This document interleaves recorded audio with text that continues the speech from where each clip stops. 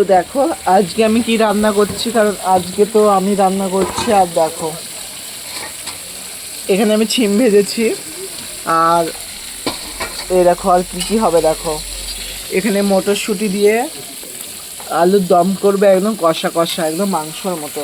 আর এখানে আলু কেটে দিয়েছি কড়াইয়ে, আর জমিয়ে খাবো কিন্তু। আর দেখো সবাই এখন দেখো বসে আছে, কেউ কাজ করছে দেখো। আর আমি এখানে রান্না করছি একা একা। কমেন্ট করবে সবাই কেমন খেতে হতে পারে গাইস, কেমন খেতে হতে পারে। আমার তো জিভ দিয়ে জল পড়ছে এই ঝিম ভাজাগুলো দিয়ে। এত মানে কি বলবে, এত মানে টেস্টি হয়েছে, দেখে মনে হচ্ছে খুবই টেস্টি। খেয়ে দেখবো একটা, সবাই কিন্তু দেখছে গাইস। বাও, কি দারুণ হয়েছে গাইস, কি দারুণ, খুবই ভালো হয়েছে গাইস খেতে, একদম টেস্টি। আমার হাতে কেউ যদি খেতে চাও চলে আসো।